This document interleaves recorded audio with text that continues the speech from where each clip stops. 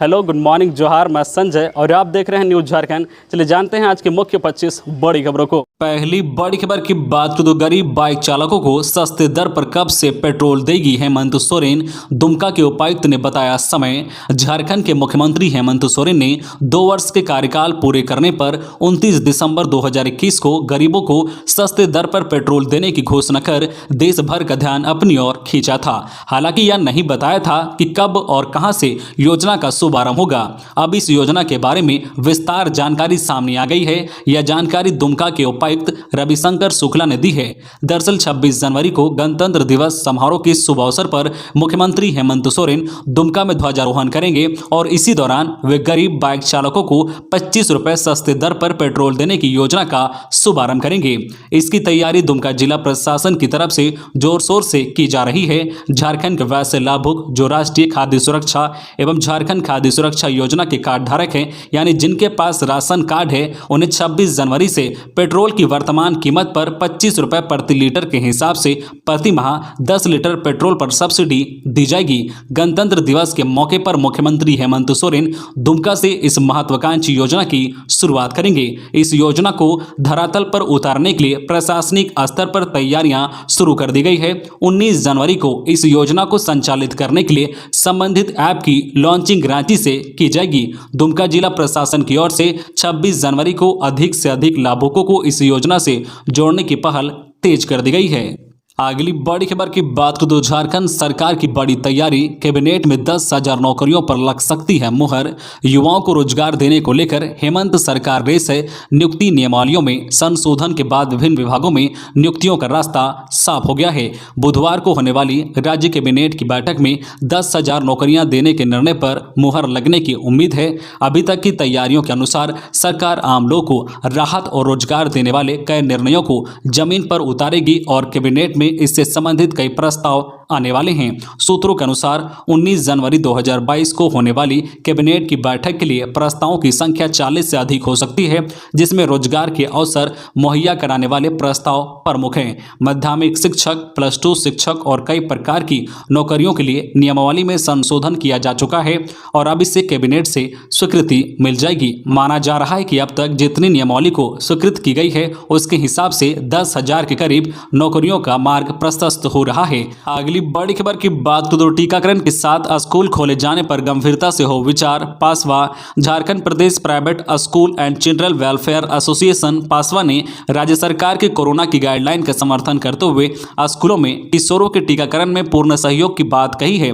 पासवा के प्रदेश अध्यक्ष आलोक दुबे ने रविवार को मीडिया से बात करते हुए कहा है कि पासवा टीकाकरण में प्रशासन को पूरा सहयोग करेगा। इसके लिए स्कूलों में भी कैंप लगाने में सहयोग किया जा रहा है। साथ ही उन्होंने स्कूल को खोले जाने पर बल दिया है।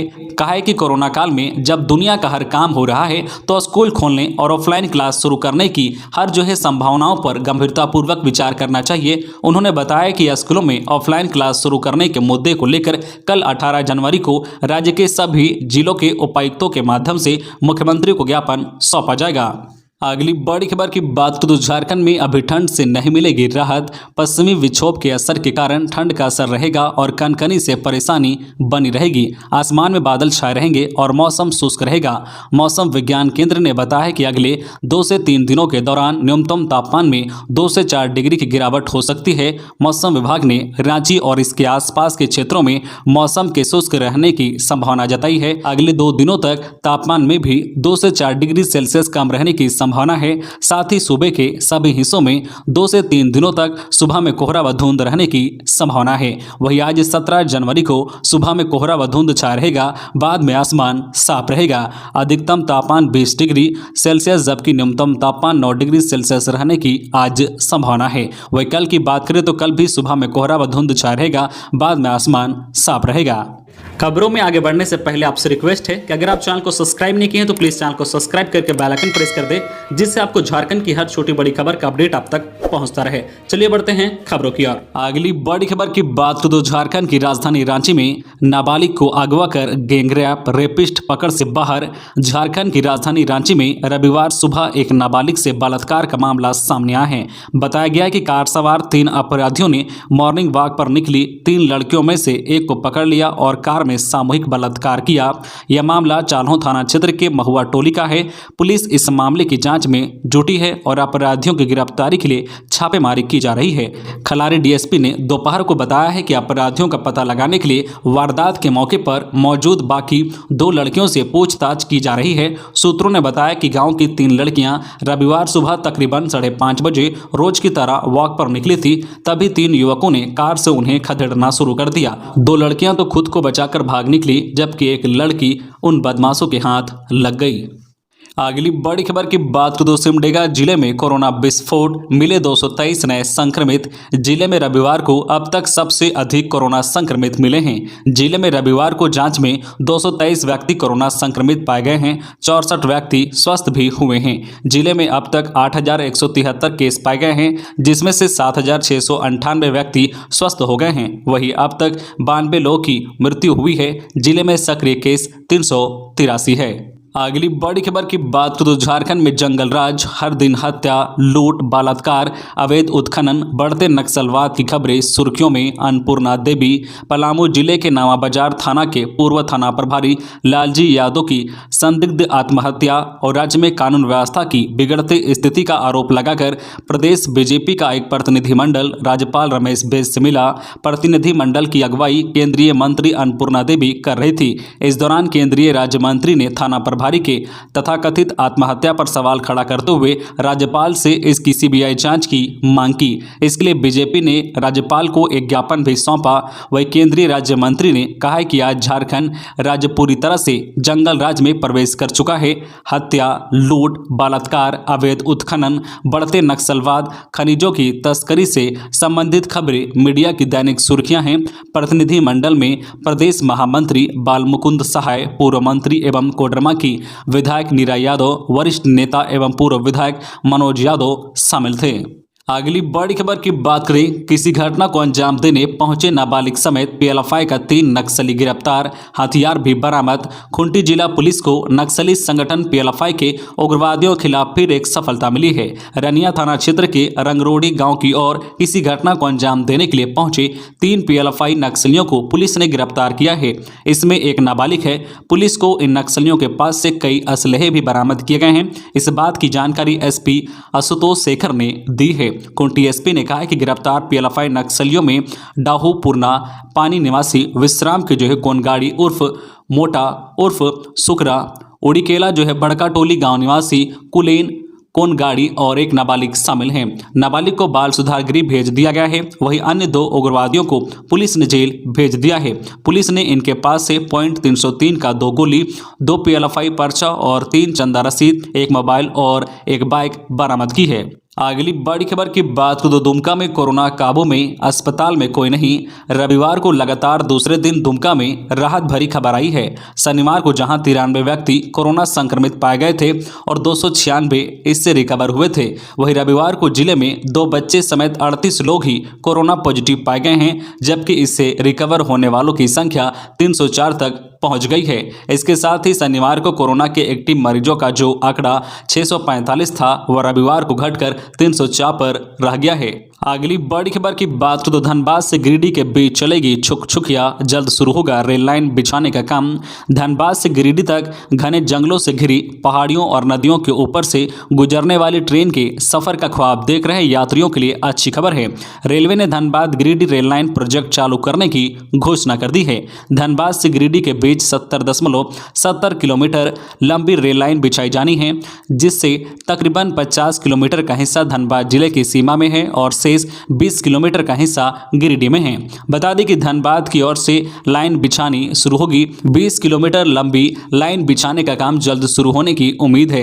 रेलवे की ओर से बताया गया है कि इस प्रोजेक्ट के लिए 300 करोड़ रुपए स्वीकृत है। नई रेल लाइन निर्माण के लिए विभागीय प्रक्रिया जल्द शुरू होगी। अगली बड़ी खबर की बात करें तो झारखंड में बंद हुए निजी स्कूल और कोचिंग संस्थान, कहर बरपा रहा कोरोना की तीसरी लहर। कोरोना एक बार फिर निजी स्कूल और कोचिंग संस्थानों को डराने लगा लगा है। खासकर लगातार संक्रमण की बढ़ी रफ्तार से उनके होश उड़ने लगे हैं। गत 2 वर्षों से कोरोना की मार झेल रहे ऐसे संचालकों को मार्च में नए सत्र से व्यवस्था पटरी पर लौटने की उम्मीद थी। ऐसे में जनवरी में एक बार फिर कोरोना की तेज रफ्तार से उनकी बेचैनी बढ़ने लगी है। खासकर छोटे निजी स्कूल के संचालकों को इसकी ज्यादा फिक्र सताने लगी है। अभ्रक नगरी में किराए के मकान में स्कूल व कोचिंग चला रहे हैं, उनके लिए मकान का किराया देना भी मुश्किल हो रहा है। कई छोटे स्कूल बंद भी हो चुके हैं, वही कोचिंग संस्थानों की हालत भी बेहद खराब है। पिछले दिनों स्कूल कोचिंग खुलने की अनुमति मिलने से थोड़ी राहत मिली थी, लेकिन कोरोना के मामले फिर सामने आने लगे हैं। इसके बाद राज्य सरकार ने फिर नई पाबंदियां लगा दी है। इसके तहत कोचिंग व स्कूल फिर से बंद कर दिए गए हैं। अगली बड़ी खबर की बात करें तो स्कूल एसोसिएशन ने सरकार से आर्थिक मदद की लगाई गुहार। Private school and children welfare association के कोडरमा जिला अध्यक्ष प्रोफेसर BNP बर्नवाल ने सरकार से आर्थिक मदद देने की मांग की है। उन्होंने कहा है कि कोरोना की पहली और दूसरी लहर के कारण लगभग 2 वर्षों से स्कूलों को बंद रखा गया है, जिसने उन स्कूलों में कार्यरत हजारों शिक्षक, कर्मचारी, चालक, आदेशपाल एवं सफाई कर्मचारियों के सामने भूखमरी की समस्या उत्पन्न हो गई थी। स्कूल बंद रहने के कारण अभिभावकों ने फीस भी नहीं दिए हैं। इससे इन कर्मियों को मिलने वाले वेतन से वंचित रहना पड़ा है। इधर पिछले अगस्त में स्कूल खुले तो कुछ आस जगी, लगा कि धीरे धीरे सब कुछ पटरी पर लौट आएगा। वही जनवरी में कोरोना के फिर से दस्तक देने के कारण उन लोगों की जिंदगी दोबारा मुश्किलों से भर चुकी है। ऐसे में सरकार यदि उन लोगों को आर्थिक मदद नहीं देती है तो फिर उनका जीवन यापन संभव नहीं हो पाएगा। अगली बड़ी खबर की बात करें तो 13 साइबर ठग गिरफ्तार, 21 मोबाइल जब्त। देवघर पुलिस ने जिले के विभिन्न थाना क्षेत्र से 13 साइबर ठगों को गिरफ्तार करने के साथ साथ 21 मोबाइल और 32 सिम कार्ड बरामद की है। देवघर पुलिस को इन साइबर ठगों के बारे में गुप्त सूचना मिली थी। SP धनंजय कुमार सिंह ने उक्त सूचना के आधार पर पुलिस की टीम गठित की और मोहनपुर थाना क्षेत्र के बाबूपुर और कारो थाना क्षेत्र के जागाडी से 13 साइबर ठगों को गिरफ्तार किया है। गिरफ्तार साइबर ठग बैंक ग्राहकों को फर्जी बैंक अधिकारी बनकर पेन व आधार नंबर खाते से लिंक करवाने, नया ऑनलाइन अकाउंट खोलने और बंद ATM चालू करने का झांसा देकर ठगी करता था। अगली बड़ी खबर की बात करें तो दक्षिण अफ्रीका में फंसे झारखंड के 33 मजदूर वतन वापसी के लिए भारत सरकार से गुहार। झारखंड के गिरिडीह और हजारीबाग से ताल्लुक रखने वाले 33 मजदूरों ने साउथ अफ्रीका की माली में फंस गए हैं। मजदूरों ने वतन वापसी की गुहार लगाई है। सोशल मीडिया के माध्यम से सभी मजदूरों ने भारत सरकार व झारखंड सरकार के नाम त्राहिमाम संदेश भेजा है। कंपनी की ओर से पिछले 4 महीने का वेतन नहीं मिलने से वे दाने दाने के लिए मोहताज हैं। सभी वहां एक कमरे में बंद है। एक दिन का खाना उनके पास बचा है। बिशुनगढ़ के रूपलाल महातो के जरिए आंध्र प्रदेश के KSP नामक ठेकेदार ने उन्हें यहां से माली ले गया था। ठेकेदार भी वहां से फरार है। हालांकि यह कोई पहला मौका नहीं है जब दलालों के चक्कर में पड़कर गरीब तबके के लोग विदेश में फंस जाते हैं। पूर्व में भी ऐसे कई मामले सामने आए हैं। अगली बड़ी खबर की बात करें तो झारखंड कर्मचारी चयन आयोग ने 1241 पद पर नियुक्ति के लिए शुरू की प्रक्रिया। झारखंड कर्मचारी चयन आयोग की सामान्य स्नातक योग्यताधारी संयुक्त परीक्षा 2021 में शामिल होने के लिए ऑनलाइन फॉर्म भरने की प्रक्रिया शुरू हो गई है। इस परीक्षा के लिए ऑनलाइन फॉर्म 14 फरवरी 2022 तक भरे जाएंगे।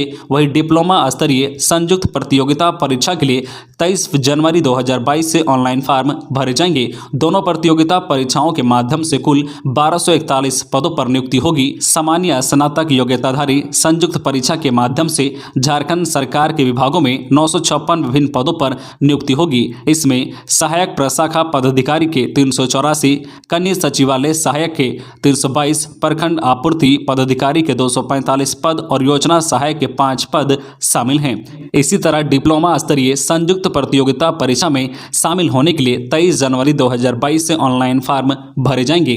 मालूम हो कि झारखंड कर्मचारी चयन आयोग ने डिप्लोमा स्तरीय संयुक्त प्रतियोगिता परीक्षा के माध्यम से झारखंड सरकार के विभिन्न कार्य विभागों में 285 कनीय अभियंताओं की नियुक्ति करने की योजना बनाई है। इसमें बिजली असैनिक तथा यांत्रिकी कनीय अभियंता शामिल हैं। अगली बड़ी खबर की बात करें तो राजधानी एक्सप्रेस ट्रेन में अब यात्रियों को मिलने लगी भोजन की सुविधा। भारतीय रेलवे ने राजधानी एक्सप्रेस ट्रेन में अपने यात्रियों की परेशानी को देखते हुए नई पहल की है। यात्री लंबे समय से इसकी प्रतीक्षा कर रहे थे। रेलवे के इस निर्णय से यात्रियों में काफ़ी खुशी देखी जा रही है। राजधानी एक्सप्रेस से यात्रा करने वाला हर यात्री इसकी प्रशंसा कर रहा है। भारतीय रेलवे की नई पहल से राजधानी एक्सप्रेस में अब यात्रियों को घर से अपने साथ भोजन लेकर जाने की जरूरत नहीं पड़ेगी। रेलवे ने ट्रेन में ही अब अपने यात्रियों को भोजन उपलब्ध कराने की सुविधा शुरू कर दी है। 15 जनवरी 2022 से यह सुविधा बहाल कर दी गई है। अगली बड़ी खबर की बात करें तो विधायक विनोद सिंह की मां का निधन। पति के शहादत दिवस के दिन ली अंतिम सांस। गिरिडीह के बगोदर विधानसभा क्षेत्र से भाजपा माले के विधायक विनोद कुमार सिंह की मां शांति देवी का रविवार अहल सुबह निधन हो गया। निधन के बाद पूरे इलाके में शोक की लहर दौड़ गई है। शांति देवी ने 70 साल में अंतिम सांस ली है। पति के शहादत दिवस के दिन ही पत्नी ने दम तोड़ा है। बता दें कि भाकपा माले के पूर्व विधायक दिवंगत महेंद्र प्रसाद सिंह का 16 जनवरी को ही शहादत दिवस है। आज ही के दिन उनकी पत्नी शांति देवी का भी निधन हो जाना संयोग ही माना जा रहा है। विधायक विनोद सिंह की मां शांति देवी ने बोकारो में अंतिम सांस ली। अगली बड़ी खबर की बात करें तो रांची रेलवे स्टेशन पर भारी लापरवाही। कोरोना नियमों की जमकर उड़ रही धज्जियां। जिला प्रशासन की लापरवाही और सही मॉनिटरिंग नहीं होने के कारण रांची रेलवे स्टेशन पर आने वाले यात्रियों की जांच नहीं हो रही है। इस कारण सभी यात्री बिना जांच कराए बाहर निकल रहे हैं। रेलवे स्टेशन से निकलने वाले यात्रियों की जांच करने वाला कोई भी पैरामेडिकल स्टाफ नहीं था। कुछ यात्री अपना जांच भी कराना चाह रहे थे मगर किसी का सहयोग नहीं मिला। जबकि दोपहर के वक्त कई ट्रेनों का परिचालन स्टेशन से होता है। यात्रियों के बढ़ते मामले को देखते हुए उपायुक्त ने सिविल सर्जन को निर्देश दिया था कि यात्रियों का एंटीजन और RT-PCR की जांच अनिवार्य तौर पर कराएं। इसके बावजूद स्टेशन पर लापरवाही बरती गई है। दूसरी तरफ स्टेशन पर 9000 से अधिक यात्री पहुंच रहे हैं मगर रोजाना 10 से 15% यात्रियों की जांच होती है। कई यात्री बिना जांच कराए बाहर निकल रहे हैं। अगली बड़ी खबर की बात करें तो हजारीबाग के 200 उपभोक्ताओं पर है 60 लाख का बकाया। विभाग ने पूरे गांव की काट दी बिजली। चौपारण प्रखंड के ग्राम चैकला में 200 बिजली उपभोक्ताओं ने बिल जमा नहीं किया है। इससे विभाग ने पूरे गांव की बिजली काट दी है। बिजली कटने के बाद गांव में अंधेरा है। विभाग के मुताबिक 200 उपभोक्ताओं पर करीब 60 लाख बिजली का बिल बकाया है। बिजली काटने से चैकला गाँव 5 दिनों से अंधेरे में है। अभियंता धनंजय प्रसाद ने बताया कि गाँव में लगभग 300 विद्युत कनेक्शनधारी हैं। इसमें 200 कंज्यूमर ऐसे हैं जिनका 25,000 से ऊपर का बिल बकाया है। विभाग ने बिल जमा करने की अपील की। ग्रामीणों के आग्रह पर 11 जनवरी को बिजली बिल जमा करने के लिए चैकला में ही कैंप लगाया गया। यहां कुछ लोगों ने 50,000 रुपए जमा किया है। कहा है कि बकाया बिल में 10 लाख तक उपभोक्ता जमा कर देते हैं तो पुनः बिजली बिल बहाल कर दी जाएगी। इधर गाँव वालों का कहना है कि जो लोग नियमित बिजली बिल जमा कर रहे हैं विभाग ने इनकी भी बिजली काट दी है। बिल जमा करने वाले उपभोक्ताओं ने जो SDO से तत्काल गांव में विद्युत व्यवस्था बहाल करने की मांग की है। तो ये थी आज की झारखंड की टॉप बड़ी खबरें। इसी तरह झारखंड की हर छोटी बड़ी खबर देखने के लिए आप हमारे चैनल न्यूज झारखंड चैनल को सब्सक्राइब करके बेल आइकन प्रेस कर दीजिए जिससे आपको झारखंड की हर छोटी बड़ी खबर का अपडेट आप तक पहुंचता रहे। तो आज के लिए बस इतना ही। हमें दीजिए इजाजत। फिर मिलते हैं नेक्स्ट न्यूज में।